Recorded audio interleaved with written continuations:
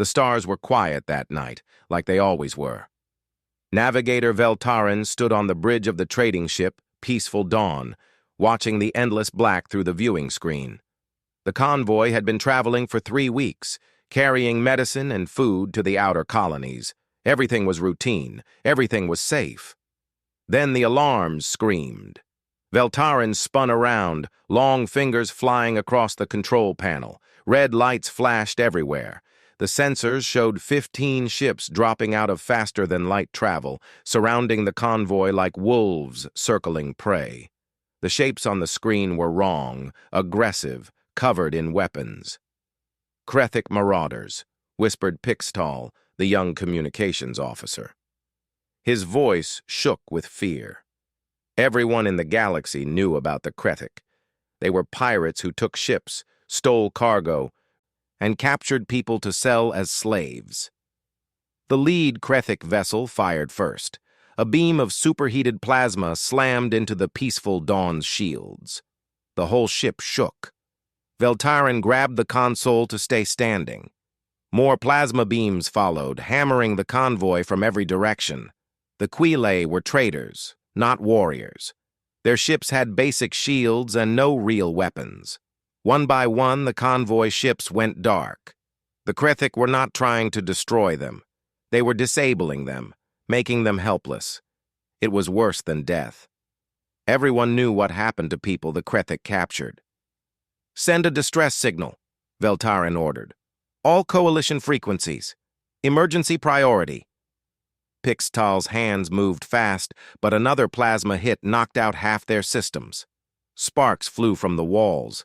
The lights flickered and died, replaced by dim emergency lighting that painted everything red. "I can't reach the coalition network," Pixtall said, panic rising in his voice. "The Krethic are jamming everything nearby, but I can send it into deep space, let it bounce off gravity wells until it reaches someone." "Do it," Veltarin said. "Send everything. Our position, what happened, who we are. Someone has to know we were here." The distress beacon launched into the dark, carrying a simple message in mathematics and star charts that any space-traveling species could understand. "Help us. Please. We are dying here." Then the Peaceful Dawn went dead. Life support failed. The engines stopped. Veltarin and the crew could only wait in the cold and dark as the Krethic ships came closer. The distress signal traveled through space faster than light, riding the strange currents of subspace. It was supposed to reach a coalition relay station 3 light-years away, but space is strange and unpredictable. The signal hit an unexpected gravity well from a collapsed star and bent off course, tumbling through subspace in a completely different direction. 3 days later, it arrived at a yellow star system that was marked in every galactic map with warning signs. Exclusion Zone 7294 Terra, a Class 12 Deathworld. Do not approach. Deadly to all known life. On Earth, at the Deep Space Monitoring Station Sejong, Hana was finishing her night shift. She worked alone most nights, watching screens that showed the emptiness of space. Humanity had been listening to the stars for almost 100 years. They had found nothing. No aliens, no messages, just silence. Then her screen lit up with colors and patterns she had never seen before. Hana sat up straight, her heart pounding. The computer was screaming alerts, an artificial signal, not from Earth, not from any human satellite or probe, from deep space. Her hands shook as she recorded everything. The signal was complex, full of mathematical sequences and data. She was not trained to decode alien languages, but she understood numbers. Everyone in the universe understood numbers. The signal showed a star map, coordinates, a location 47 light-years away, and it repeated the same pattern over and over, a universal distress symbol, recognized across 1,000 civilizations that humans had never met. Hana grabbed her phone and called her supervisor. Then she called the military. Within an hour, alarms were ringing in every defense facility on Earth. Captain Taemin was asleep when his communicator buzzed. He had been dreaming about his childhood, running through mountains back in Korea. He woke up fast and clear, the way soldiers learn to wake up. The message on his screen made him read it 3 times to believe it. First contact. And they needed help. 2 hours later, Tae-min stood in the command center of the Earth Defense Force, surrounded by screens and officers. Commander Woo Jin stood beside him, studying the decoded message. "It's definitely a distress call," Woo Jin said. "The mathematical patterns are clear. Someone attacked them. They are asking for rescue." "Can we get there?" Tae-min asked. "The Third Fleet has 12 ships with FTL capability," Admiral Park said from across the room. She was old, with gray hair and sharp eyes. "It would take 6 days, maybe 7. We don't know if anyone is still alive." "We have to try," Tae-min said. "This is first contact. How we respond defines who we are to the galaxy." There was silence in the room. Everyone knew what this meant. Humanity had built faster-than-light ships only 5 years ago. They had explored a few nearby systems, but found nothing. Now aliens were calling for help, and humanity had to decide if they would answer. "There is another concern," Dr. Nari said. She was the fleet's xenobiologist, young and brilliant. "The signal came from outside known space. Whoever sent it doesn't know about Earth. They don't know we exist, and according to their star charts, our system is marked as forbidden." "Why?" Tae-min asked. "We don't know. But if they marked Earth as dangerous, what does that say about the rest of the galaxy? Maybe they are not ready to meet us." Woo Jin looked at the star map. "Or maybe we are not what they expected." Admiral Park made the decision. "Captain Tae-min, you will take the Third Fleet to these coordinates. Render aid if possible. Observe and record everything. This is humanity's first step into a bigger universe. Don't mess it up." Tae-min saluted. "Yes, Admiral." 6 hours later, 12 human warships launched from Earth orbit. They were not elegant or beautiful. They were built like fortresses, designed to survive Earth's crushing gravity and violent weather. Thick armor, powerful reactors, weapons that could crack asteroids. As the fleet jumped into faster-than-light travel, Tae-min stood on the bridge of the Indomitable and wondered what they would find. The crew was nervous but excited. After a century of searching, humanity was finally not alone. 47 light-years away, in the cold dark of the disabled peaceful dawn, Veltarin and the surviving Quile waited in chains. The Krethic had taken them prisoner, planning to sell them at the next slave market. Veltarin thought about the distress signal sent blindly into space. No one was coming. The coalition was too far away. And that forbidden yellow star system could not possibly hold intelligent life. But Veltarin did not know about Deathworlds, did not know what kind of species crawled out of hell and learned to build starships, did not know that sometimes the monsters you fear are not the ones you should worry about. Help was coming, and it was terrifying. The 6-day journey through faster-than-light space gave the crew time to think, time to worry, time to prepare for something nobody had ever prepared for before. Captain Tae-min walked through the corridors of the Indomitable every day, talking to his crew. He wanted them ready but not scared. This was history happening, and they were part of it. On the 3rd day, Dr. Nari called a briefing. The entire command staff gathered in the conference room. She brought up images on the screen, data pulled from the distress signal. "I have been analyzing what little information we got," Nari said. "The aliens who sent the signal call themselves Kilai. Their language is complex, but the mathematical parts tell us a lot." She pointed to biological data. "They breathe nitrogen and oxygen, like us. Good news. We can share environments." "What else?" Commander Woo Jin asked. "They come from a low-gravity world, about 60% of Earth's gravity. Their bones are lighter, more fragile. They evolved on a planet with very few predators, so they never developed our kind of stress response or fighting instincts. Lieutenant Hyun-woo, who commanded the Marine forces, raised an eyebrow. So they are peaceful? Probably. Their culture seems focused on trade and exploration, not war. Taemin leaned forward. If they are so peaceful, who attacked them? Nari switched the image. The signal mentioned another species in their brief message, Krethik. Based on the context, they are hostile, pirates maybe, or worse. The room went quiet. Everyone understood what that meant. Someone out there was hurting innocent people, and Earth was going to do something about it. We need to be ready for a fight, Taemin said. Hyun-woo, prepare boarding teams. Full combat gear. Woo-jin, start running battle scenarios. We don't know what their weapons are like, but we plan for the worst. The days passed quickly. The human ships cut through space at speeds that seemed impossible just a decade ago. Engineers checked and rechecked every system. Marines practiced boarding drills. Pilots ran simulations until they could fly blind.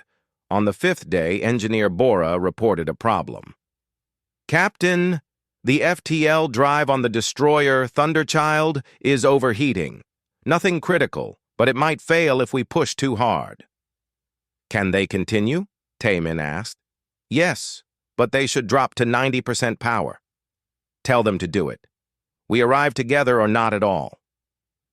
Dr. Nari spent her time learning everything she could from the signal. She discovered that the Quili were part of something called the Galactic Coalition, a group of hundreds of species working together. None of them had ever contacted Earth. In fact, their star charts marked Earth's solar system as forbidden territory. Why would they ban us? Nari wondered aloud to her assistant. Maybe they sent probes and they crashed, the assistant suggested. Earth is pretty rough compared to most planets. Nari thought about it. Earth had crushing gravity, violent weather, aggressive diseases, and predators everywhere. Most of the galaxy probably came from gentler worlds. Maybe humans were the scary ones. On the morning of the sixth day, the fleet prepared to drop out of FTL. Everyone was at their stations. Taemin sat in his command chair, watching the countdown timer. 30 seconds to drop, Woo-jin announced. All ships battle ready, Taemin ordered. Shields up the moment we arrive. Weapons hot, but hold fire until I give the word. The timer hit 0. The universe twisted, and suddenly the Indomitable was back in normal space. The sensors immediately started screaming. I have 40 contacts, Woo-jin said, his voice steady. 38 hostile vessels in combat formation. 2 groups of smaller ships that match the Quili design. The smaller ships are damaged and dead in space. Taemin's jaw tightened. They were not too late, but they were close. What are the hostile ships doing? Looks like boarding operations. They are attached to the Quili vessels like parasites. Identification? Unknown design, but aggressive posture. Heavy weapons. This matches the profile of the Krethik mentioned in the signal. Taemin stood up. Open a channel. All frequencies. Let's introduce ourselves. Hana, now aboard as a communications specialist, worked her controls. Channel open, Captain. Taemin spoke slowly, using the Quili phonetics Nari had taught him. The words felt strange in his mouth, but he tried. This is Captain Taemin of the Terran Defense Force. Cease hostile actions immediately. Release the Quili ships and withdraw. There was silence for a moment. Then laughter came through the speakers. Harsh, mocking laughter. A rough voice responded in a language the computers could not translate, but the tone was clear. Threatening, dismissive. Woo-jin listened to the translation attempt. Computer says the language is unknown, but it detected words similar to unknown, weak, and destroy. I think they are telling us to leave. Get me a better translation, Taemin said. After a moment, Hana spoke up. Captain, they are broadcasting on the Quili frequency now. The translation says, Terrans, never heard of you. This is Krethik territory. Leave now or we will add your ships to our collection. Lieutenant Hyun-woo, standing at the tactical station, looked at Tae-min. "Captain?" Tae-min felt a cold anger settle in his chest. These pirates thought Earth was weak, thought humans would run away. They had no idea what they were facing. "Woo Jin, tactical analysis. Can we win this fight?" Woo Jin studied his screens. "Their ships are lighter than ours, probably faster. Weapons appear to be plasma-based, medium range. They outnumber us 3-1. He looked up and smiled. "Sir, we will crush them." "How can you be sure?" "Because our ships are built to survive Earth, Captain. We are over-engineered for everything. Their plasma weapons will tickle our armor, and our railguns will go through them like they are made of paper." Tae-min nodded slowly. "All ships. This is the captain. We are engaging hostile forces. Fire discipline. Target their weapons and engines first. We want prisoners to answer questions. But if they keep fighting, put them down. Show them what Earth builds." The 12 human warships spread into combat formation. Compared to the Krethic vessels, they looked slow and heavy. The pirates probably thought they were easy targets. They were very wrong. The lead Krethic ship fired first, sending a brilliant beam of plasma across space. It hit the Indomitable's shields and splashed harmlessly away. The shields barely registered the impact. "Their weapons are weaker than we thought," Woo Jin said. "Our shields can take dozens of hits like that." "Return fire," Tae-min ordered. "One shot. Show them we mean business." The Indomitable's main railgun fired. It did not use plasma or lasers. It used simple physics. A chunk of metal accelerated to a significant fraction of light speed. When it hit the Krethic ship, the kinetic energy was devastating. The enemy vessel's shields collapsed instantly. The projectile punched through the hull, through the interior, and out the other side. Atmosphere vented into space. The ship spun out of control, breaking apart. One shot, one kill. The other Krethic ships hesitated. This was not what they expected. "All ships, engage at will," Tae-min said. "Let's get those people out of there." The battle began in earnest. Human ships moved forward, not fast but unstoppable. The Krethic fired everything they had, filling space with plasma and missiles. But human shields held. Human armor did not break, and human weapons kept firing. Woo Jin coordinated the attack with cold precision. "Destroyer group, target their left flank. Frigate group, suppressing fire on their command ship. Indomitable, we take the center." The Krethic fleet started to panic. Their ships exploded one after another. They tried to run, but human targeting computers were very good at hitting moving targets. "Multiple enemy vessels breaking off," Woo Jin reported. "They are trying to retreat." Tae-min's expression was hard. "Any ship that surrenders, we accept. Any ship that keeps fighting, destroy it. And any ship attached to a Quile vessel stays here. We are getting those people back." Lieutenant Hyun-woo gathered his Marines. "Boarding teams, get ready. We are going in." The battle raged on, and the Krethic learned a terrible lesson. When you pick a fight with a Deathworld, you do not get to choose when it ends. The space around the Quile convoy had become a graveyard. Krethic ships burned and broke apart, spinning uselessly through the dark. In 12 minutes of combat, the human fleet had destroyed 18 pirate vessels and crippled 11 more. The remaining Krethic ships scattered in every direction, desperate to escape. Commander Woo Jin watched his tactical display with satisfaction. "Enemy fleet is broken, Captain. 9 ships are trying to retreat.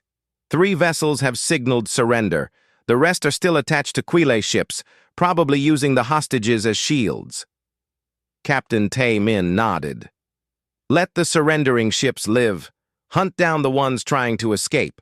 I want a message sent to every pirate in this sector. You don't get to attack innocent people and walk away." "And the ones using hostages?" Woo Jin asked. "That is why we brought Marines." Lieutenant Hyunwoo was already in his powered armor, standing in the launch bay with 23 Marines. The armor was massive, built to let humans move easily in high-gravity environments. It made each Marine look like a walking tank. "Listen up," Hyunwoo said over the squad channel. "We are going into an unknown environment to fight unknown enemies and rescue unknown hostages. Stay sharp. Stay together. Rules of engagement. If they shoot, you shoot back. If they surrender, you take them prisoner. If they are hiding behind civilians, you wait for a clear shot. We are the best Earth has. Show them why." The Marines responded together. "Yes, sir." The boarding shuttle launched from the Indomitable, crossing the distance to the nearest Quile ship in 40 seconds. It clamped onto the hull with magnetic locks. Cutting torches activated, burning through the outer door in seconds.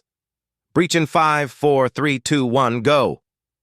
The Marines poured through the opening into the Quile vessel. The interior was dark, lit only by emergency lights. The corridors were narrow and low, designed for the smaller Quile species. The humans had to duck their heads.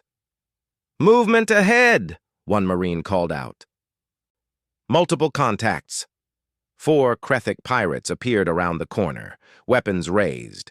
They were tall and thin, with 4 arms and scaled skin. They wore light armor and carried plasma rifles. They fired first.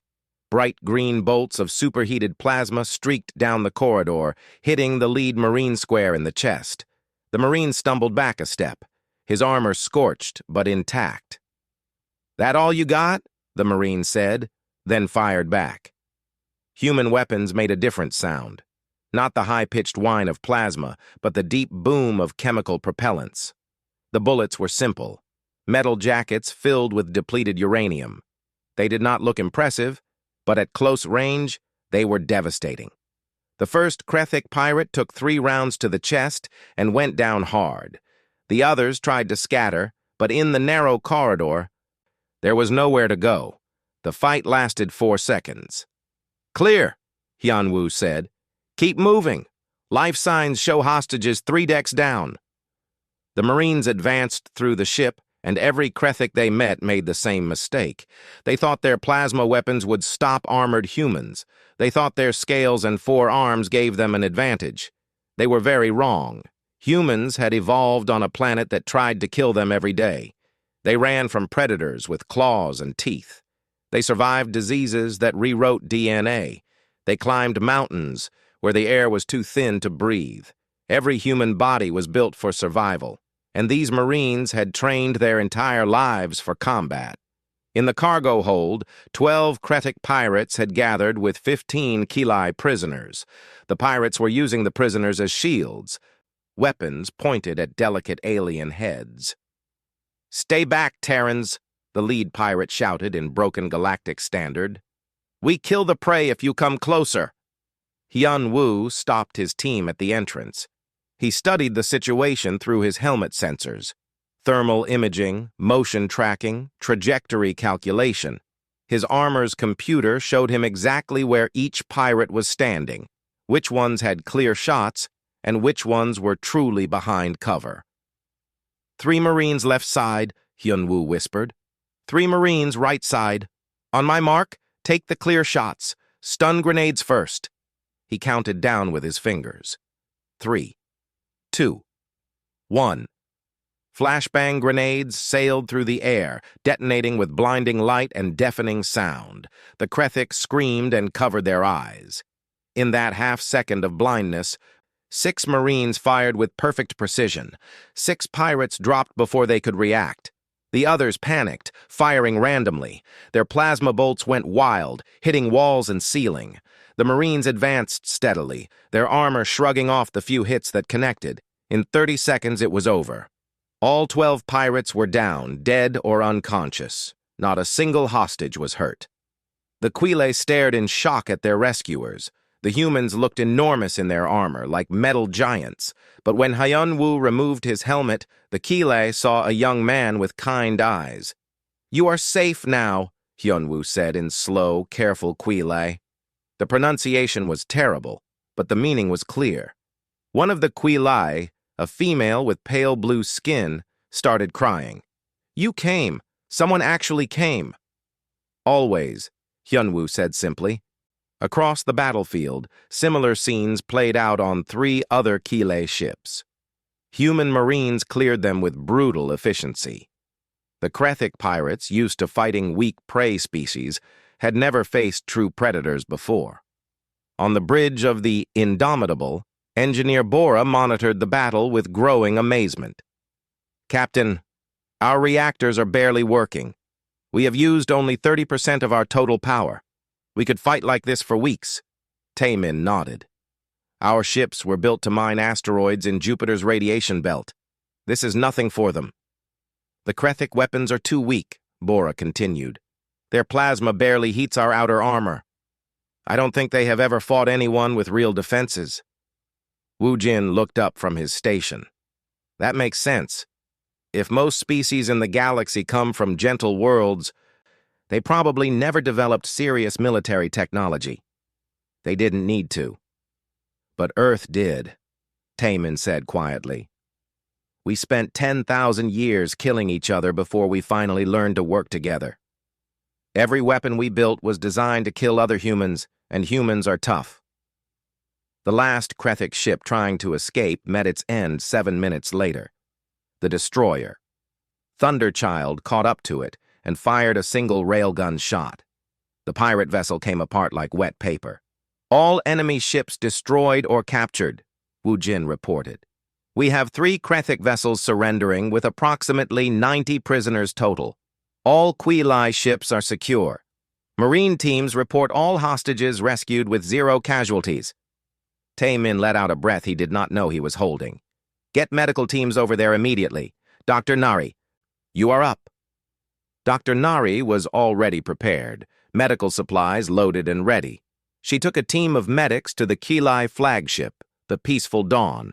When she stepped through the airlock, she found herself in a ship that felt more like a hospital than a warship. Navigator Veltarin was there, leaning against a wall. He was injured, one arm bent at a wrong angle, breathing shallow and quick. When he saw Nari, his eyes went wide. A human, Veltarin whispered. Impossible. Your world is forbidden. Class 12 Deathworld, nothing can survive there. Nari smiled gently. We do okay. She knelt beside him, pulling out her medical scanner. The device was small but powerful, using technology that combined Earth's best medicine with engineering that could survive in space. The scanner beeped, analyzing Veltarin's biology in seconds. Nari frowned. Your arm is broken in 3 places. You have internal bleeding, and your blood pressure is too low. On Earth, you would be in critical condition. I feel critical, Veltarin said weakly. Nari injected him with something. Veltarin felt immediate relief. The pain faded. His breathing eased. What was that? Nanobots, Nari explained. Tiny machines. They are stopping the bleeding and stabilizing your bones. Your body will heal naturally, but this keeps you alive until then. Machines inside me? Veltarin looked horrified. Temporary. They break down in a few days. Nari moved to the next patient, a young Keeley male who was crying. Everything will be fine. We are here now. As Nari worked, treating one patient after another, she realized something important. These aliens were fragile. Their biology was delicate, adapted to a world that did not constantly try to kill them. A broken arm was life-threatening to them. They did not have human pain tolerance or healing ability. Earth had made humans into something the galaxy was not ready for. Something powerful, something scary, something necessary. 3 hours after the battle ended, Navigator Veltarin sat in the medical bay of the Peaceful Dawn, his arm in a brace, feeling better than he had any right to feel. Dr. Nari had done something impossible. She had healed injuries that should have taken months to recover from. Now she sat across from him, holding a datapad and smiling. How do you feel? Alive, Veltarin said, which is more than I expected an hour ago. He studied her carefully. She looked humanoid, with 2 arms and 2 legs, but there was something different about her. The way she moved with confident strength, the way she sat in what Veltaren considered high gravity without any discomfort. "You are from the Forbidden World. Terra." "Earth," Nari corrected. "We call it Earth." "Why is it forbidden? Why did the Coalition mark your system as exclusion?" Nari thought about how to answer. "I don't know. We didn't know there was a coalition until we got your message. We have been alone, thinking we were the only intelligent life in the universe. But I can guess why your people marked Earth as forbidden." "Why?" "Because it would kill you." Nari said it simply, like stating a fact.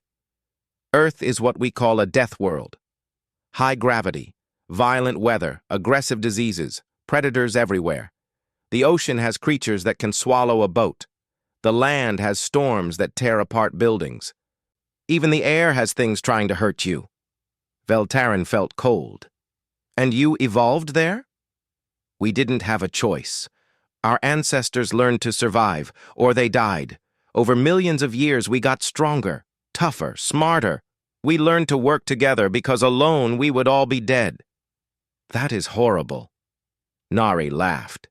"It made us who we are, strong enough to help you." Before Veltaren could respond, a holographic display activated. Captain Taymin's face appeared, broadcast to both ships. "Navigator Veltaren, I am Captain Taymin of the Earth Defense Force. I apologize that we could not arrive sooner. Are you able to speak?" Veltaren tried to stand, but Nari put a gentle hand on his shoulder, keeping him seated. "I can speak, Captain, and I must thank you. You saved all our lives. We thought no one would come. The Coalition is too far away, and your world was marked as off-limits. How did you even get our message?" "Luck," Taymin said. "Your signal hit a gravity well and changed direction. It reached our listening station. We didn't know who you were or if we could help, but we had to try." "You crossed 47 light years for strangers?" "Yes." The simple answer stunned Veltaren into silence. In Coalition space, military forces moved slowly, carefully, with committees and debates. This human had simply gathered ships and come immediately. "I need to ask you questions," Taymin continued, "about the galaxy, about the Coalition, about the Krefik. We are new to all of this. We want to understand." "I will tell you everything," Veltaren said. "It is the least I can do." For the next 2 hours, Veltaren explained the galaxy to humans. He told them about the Galactic Coalition, a federation of 847 species. He described worlds ranging from garden paradises to barely habitable rocks. He explained how the Coalition worked: trade agreements, defense pacts, scientific cooperation. "And the Krefik?" Taymin asked.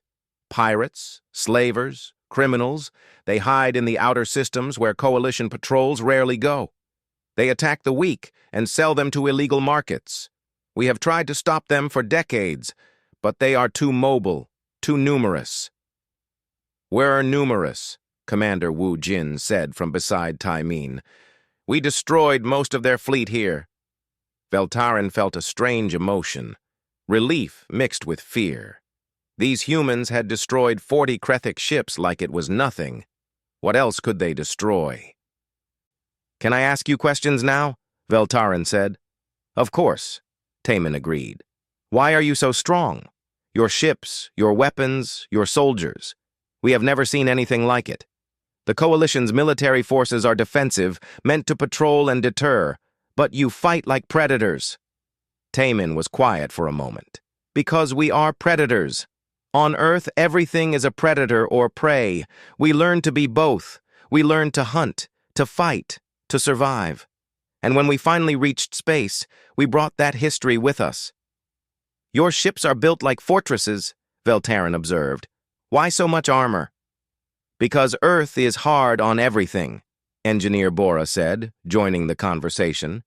"We built ships to survive Earth's gravity, radiation, and weather, We tested them in environments that would crush most vessels. So when we went to space, our ships were already overbuilt for any normal combat situation. And your weapons? Kinetic projectiles, Wu Jin explained. Simple physics. We accelerate metal to very high speeds. When it hits something, the energy transfer is enormous. Most species seem to use plasma or energy weapons, which are elegant but less destructive. We use what works. Veltarin thought about this. The galaxy had forgotten how to fight because it rarely needed to. Peace had lasted for so long that military technology became a formality, but Earth had never known true peace until very recently. There is something I must tell you, Veltarin said. The Coalition will want to meet you. When word of this spreads, and it will spread, every species will want to know about humans.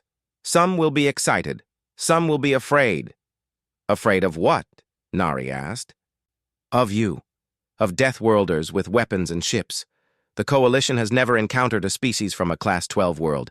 We thought such worlds could not produce intelligent life. You prove us wrong, and that is terrifying. Taemin nodded slowly. We didn't ask to be scary. We just want to exist, to explore, to meet others. I will speak for you, Veltarin promised. I will tell the Coalition that you are not monsters, that you saved us when no one else could, that you used your strength to protect the weak, not exploit them. It is the truth, and I will make them hear it. Over the next day, human engineers worked alongside Quilai technicians to repair the convoy ships. Lieutenant Kite flew shuttle runs carrying supplies and equipment. His co-pilot Yunji was fascinated by the Quilai. They are so delicate, Yunji observed. Like birds, beautiful but fragile. Makes you realize how tough humans are, Kite agreed. We take for granted that we can fall down and just get back up. For them, a fall could break bones. They delivered a power generator to the peaceful dawn. A young Quilai engineer named Pixtal met them at the cargo bay. He stared at the generator with confusion. This is very heavy. Do you have lifting equipment? Kite laughed and picked up the generator himself, carrying it like a box of groceries. Pixtal's eyes went wide. How are you doing that? That weighs 200 units. Earth gravity, Kite explained, setting it down gently. We grow up lifting heavy things. Our muscles adapt. You are all so strong, Pixtal said with awe. We use machines for heavy work. You just do it. Yunji helped connect the generator. Don't worry. We're not trying to show off. This is just normal for us. As the repairs continued, both species learned about each other. The Quilai discovered that humans needed very little sleep, could eat almost anything organic, and had immune systems that fought off diseases with aggressive efficiency. Humans learned that the Quilai were artists and traders, that they valued beauty and cooperation, and that they had never fought a war in their recorded history. Dr. Nari spent hours talking with the Quilai medical staff, sharing information. Your medicine is very advanced in some ways, Nari said. Your surgical techniques are elegant, but you never developed trauma medicine because you never needed it. We never had enough violence to require it, a Quilai doctor agreed. Accidents happen, but they are rare.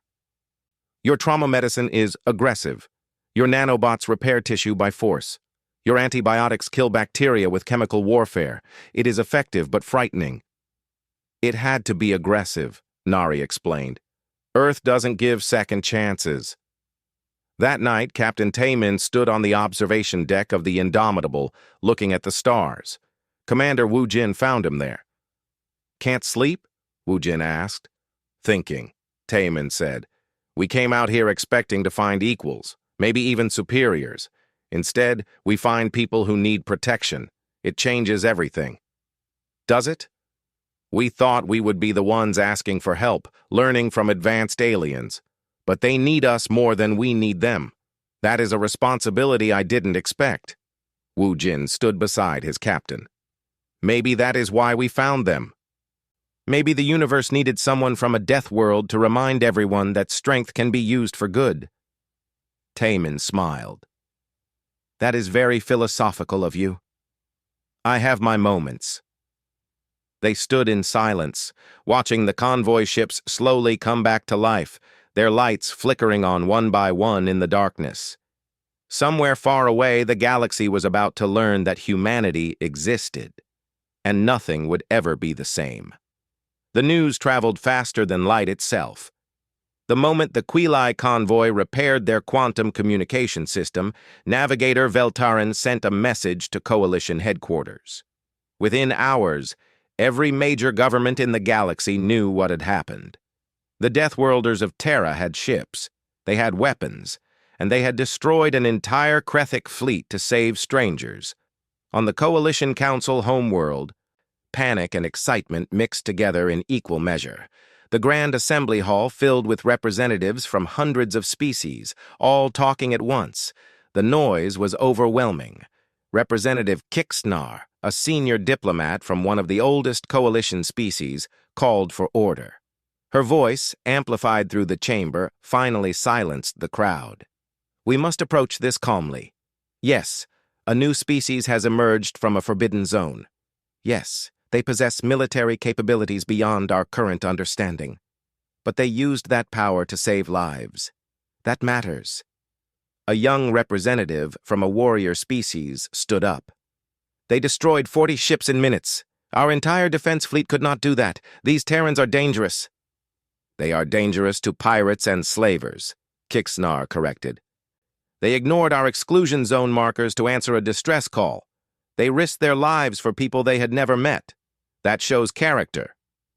Or it shows they are aggressive expansionists looking for an excuse to demonstrate power, another representative argued.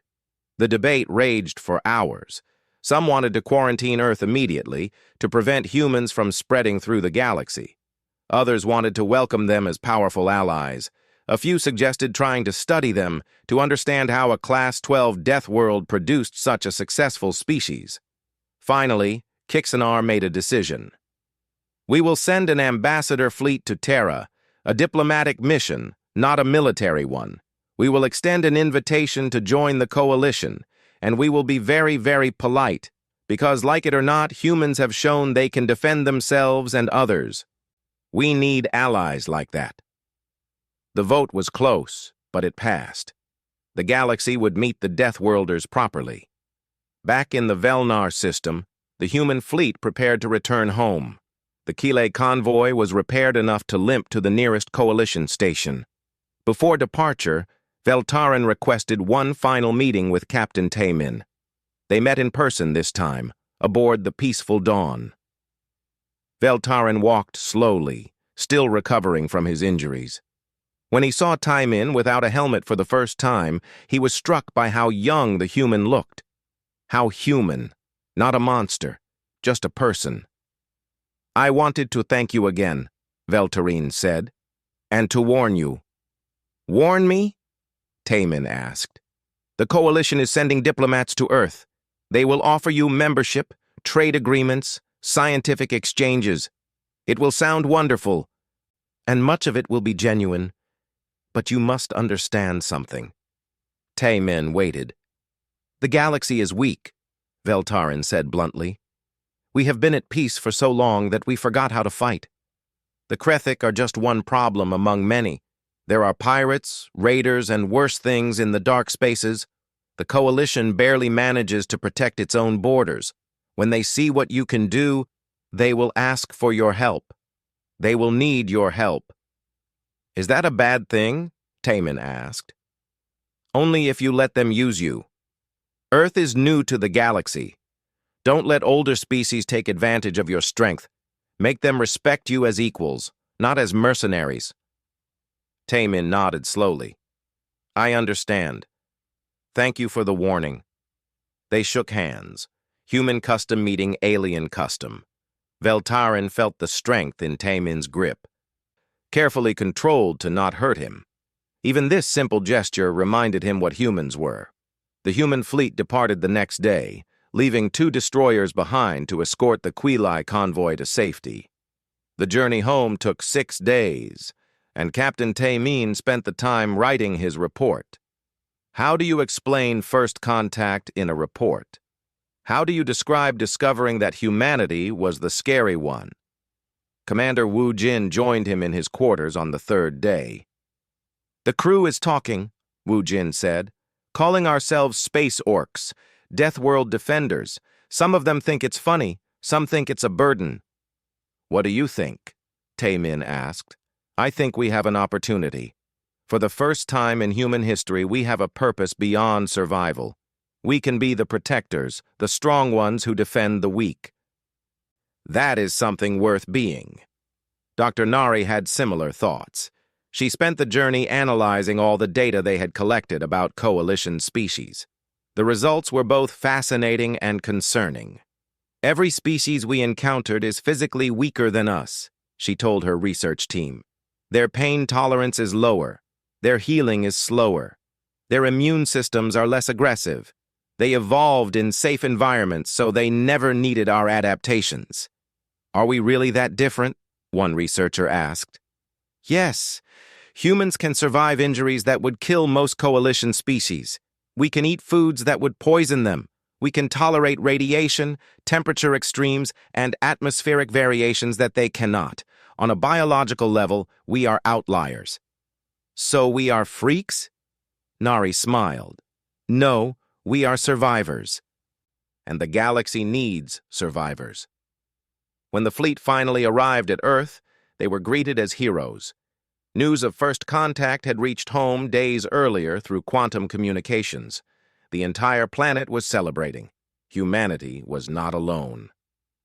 Admiral Park met Captain Taemin at the space station. "Well done, Captain. You have made history, but now the real work begins." "What do you mean?" Taemin asked. "The Coalition is sending ambassadors. They will arrive in 3 months. We need to prepare. Earth needs to decide what kind of role we want in the galaxy. Do we join their coalition? Do we stay independent? Do we offer military support? What do you recommend?" Admiral Park looked out at Earth, blue and green and beautiful. "I recommend we be ourselves. Honest, strong, willing to help but not to be used. We proved we can fight. Now we need to prove we can think." 3 months passed quickly. Earth prepared for the ambassador fleet with both excitement and nervousness. Buildings were constructed for alien visitors who needed different atmospheres. Scientists prepared gifts of knowledge. Diplomats practiced speaking in alien languages. When the Coalition ambassador fleet arrived, it was a sight to see. 30 ships of various designs, each representing a different species and culture. They maintained a respectful distance from Earth, not wanting to seem threatening. The lead ambassador was Kixanar herself, considered the Coalition's best diplomat. She had volunteered for this mission because she understood its importance. First contact with the Deathworlders would shape the galaxy's future. Her first communication with Earth was carefully prepared. "Greetings, people of Terra. I am Representative Kixanar of the Galactic Coalition. We come in peace and friendship. We wish to formally thank you for saving the Quili convoy and to extend an invitation. Will you meet with us?" The response came from Earth's new Secretary of First Contact, a diplomat named Ambassador Jun Ho. "Representative Kixanar, we welcome you to our solar system. We are honored by your visit. Yes, we will meet. Let us talk about the future." The meeting took place on a neutral space station that humans had built specifically for this purpose. When Kixanar first saw a human in person, she understood immediately why probes had marked Earth as forbidden. Ambassador Jun Ho moved with controlled power, every gesture suggesting strength. But his eyes were kind and his smile was genuine. "Welcome," Jun Ho said. "Please sit. We have much to discuss." The negotiations lasted for weeks. The Coalition offered membership, trading rights, and access to technology. In return, they made one request. Would Earth consider joining the Coalition Defense Force? Would humans help protect the galaxy? Junho discussed it with Earth's leadership. They debated long into the night. Finally, they reached a decision. "We will join the coalition," Junho told Kixnar. "But on our terms. We will defend those who cannot defend themselves. We will fight pirates, slavers, and anyone who preys on the weak. But we will not be your attack dogs. We will not be sent to fight wars of conquest or politics. We protect, not conquer." Kixnar felt relief wash over her. "That is exactly what we hoped you would say. The galaxy does not need more warriors. It needs guardians." "Then we agree," Junho said, extending his hand. They shook on it, starting a partnership that would change galactic history. Far away, on the edges of Coalition space, the remaining Krethic leaders heard the news. The Terrans were joining the Coalition. The Deathworlders were coming. The age of easy piracy was over. Back on Earth, Captain Taimin stood in his childhood home, looking at the mountains he used to climb as a boy. His mother found him there, staring at the stars. "What are you thinking?" she asked. "That everything changed," Taimin said. 6 months ago, we were alone. Now we are part of something bigger. The galaxy needs us, and we need them. It is strange and wonderful and terrifying all at once." "Are you scared?" Taimin smiled. "No, I am excited. Humanity has always been at its best when protecting others. Now we have an entire galaxy to protect." His communicator beeped. Orders from Fleet Command. The Third Fleet was being expanded. More ships, more crews. They were forming Earth's first permanent galactic patrol. "I have to go," Taimin told his mother. "Duty calls." She hugged him. "Be safe. And remember, strength is not just in weapons. It is in knowing when to use them and when to show mercy." "I will remember." As Taimin's shuttle lifted off toward orbit, he looked down at Earth one last time. The death world that had forged humanity into survivors. The crucible that had made them strong. And now, that strength would be shared with the galaxy. The Deathworlders had answered the call, and they would keep answering it again and again whenever someone needed help. Because that was what humans did. They survived, they adapted, and they protected those who could not protect themselves. The stars were no longer silent. They were filled with voices, with life, with hope. And humanity would make sure those voices stayed safe, forever.